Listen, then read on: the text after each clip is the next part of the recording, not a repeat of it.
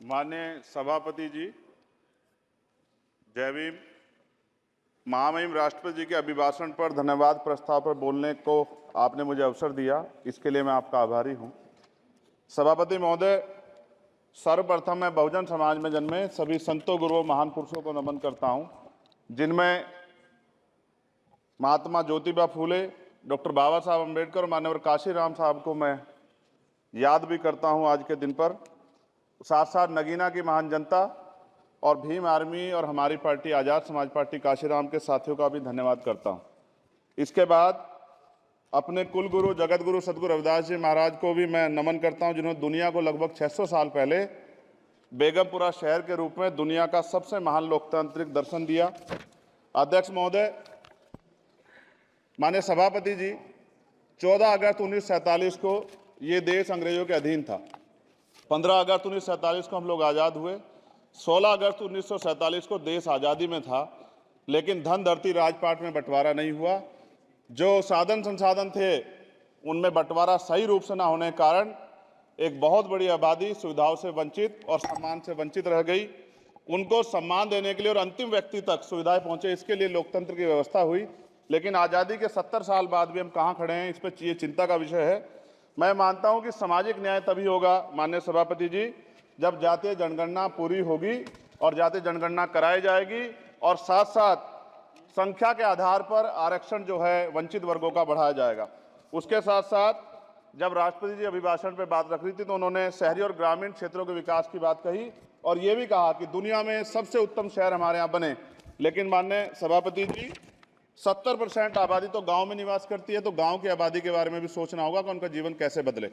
माननीय सभापति जी, उच्च शैक्षणिक संस्थानों में बहुजन समाज के जो छात्र हैं उनके साथ कास्ट एट्रोसिटी हो रही है, निरंतर उनकी हत्या हो रही है। साथ साथ जो सरकारी कर्मचारी हैं दफ्तरों में, उनके साथ भी जो SC ST OBC और मुस्लिम और अन्य धार्मिक अल्पसंख्यक उनके साथ भी माननीय सभापति जी जातिगत और धार्मिक जो है शोषण किया जा रहा है।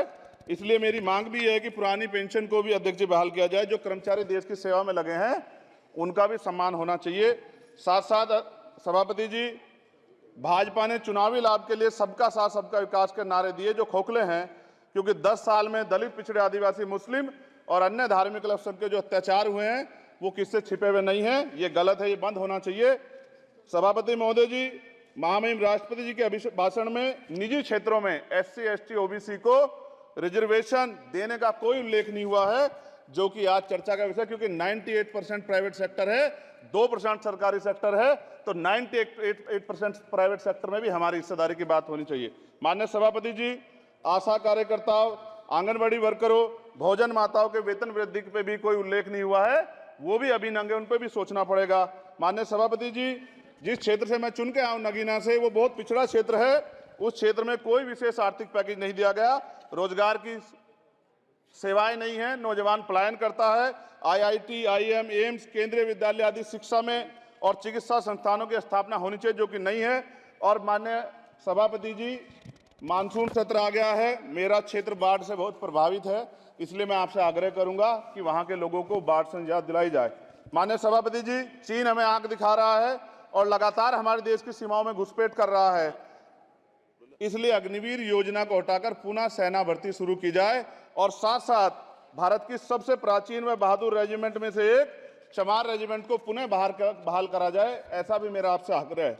माननीय सभापति जी, पिछले सारे प्रधानमंत्रियों ने मिलकर जितना कर्ज लिया है उससे दुगना कर्ज हमारे वर्तमान के प्रधानमंत्री जी ने लिया है। किसान अगर अपना कर्ज माफ कराने के लिए जाता है तो लाठी झेलनी पड़ती है, जबकि सरकार ने धन्ना सेठों का 15 लाख करोड़ रुपया माफ किया है। इस ओर हमें ध्यान देना पड़ेगा, हमारी आने वाली पीढ़ियों को ये कर्ज चुकाना पड़ेगा। माननीय सभापति महोदय जी, किसानों को MSP की लीगल गारंटी तथा किसानों का कर्ज माफ होना चाहिए। साथ साथ 2 अप्रैल 2018 को SC ST के बच्चों पे बहुत बड़े पैमाने पे मुकदमे लगे थे, वो हमारी लड़ाई सही थी, ये सुप्रीम कोर्ट ने माना और बाद में सरकार ने माना, वो मुकदमे तुरंत वापिस होने चाहिए। माननीय सभापति जी, प्रेस जो है उस पर भी शिकंजा कसा जा रहा है। जो पत्रकार सरकार के खिलाफ बोलता है नौकरी से हाथ धोना पड़ता है और सोशल मीडिया हमारा हथियार है, उस पर तरह तरह के प्रतिबंध लगाए जा रहे हैं और विरोध करने वालों को सोशल मीडिया हैंडल भी सस्पेंड करा दिए जा रहे हैं। साथ साथ सभापति जी, पेपर लीक और परीक्षाओं के कैंसिल होने से देश के नौजवानों का भविष्य खतरे में है। नीट, यूपी सिपाही भर्ती सभापति जी और 69,000 शिक्षक भर्ती में आरक्षण घोटाला हुआ है, कोई पूछने वाला नहीं, खून के आंसू रो रहे हैं बच्चे, बेरोजगारी का दंश युवा झेल रहे हैं। इसलिए मेरा आग्रह है कि युवाओं के लिए कृपया समाप्त करें चर्चा। माननीय सभापति जी, मैं पहली बार बोल रहा हूं, आप कहेंगे मैं बैठ जाऊंगा, मैं आपकी बात, मैं संवैधानिक मर्यादा का पालन करूंगा, मगर हम तो माननीय सभापति जी सुन ही रहे हैं। आप बोलिए, 1 मिनट। धन्यवाद, धन्यवाद। 1 मिनट और बोलिए। अध्यक्ष सभापति जी, नारी सम्मान की बात करने वाली सरकार, हमने मणिपुर देखा सर, हमने पहलवान बेटियों का हर्ष देखा सर, और हमने सर हाथरस की बेटी का हर्ष देखा सर, और हाथरस के परिवार को जो वादा किया था सरकार ने वो भी पूरा नहीं किया। और महिलाओं में भी, स्पेशली दलित, पिछड़े और मुस्लिम वर्ग की, आदिवासी वर्ग की महिलाओं के साथ आज भी एनसीआरबी का डाटा कहता है सर जो जुल्म हो रहा है वो सहनीय नहीं है सर। साथ साथ कोविड में तैरती, हमने कोविड में बहुत सुना सर, कोविड में तैरती लाशें भी गंगा में हमने देखी है सर, और मजदूरों का हाल भी हमने देखा है। सभापति जी, बस सब समाप्त कर रहा हूं। नोटबंदी पे छोटे मजले उद्योग की जो कमर टूटी वो भी हमने देखी है। सभापति जी, शैक्षणिक संस्थानों, विश्वविद्यालयों में, चिकित्सा संस्थानों में ओबीसी एसटी के योग्य अभ्यर्थी को एनएफएस करके जिस तरह निकाला जा रहा है, लेटरल एंट्री करके जिस तरह हमारे रास्ते बंद किए जा रहे, ये भी हम देख रहे हैं सभापति जी।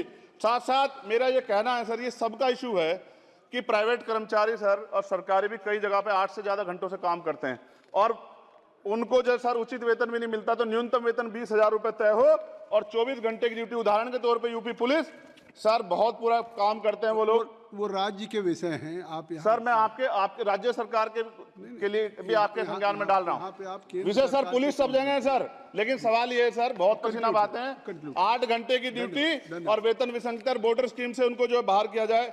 माननीय सभापति जी, 1 मिनट चाहिए सभापति जी।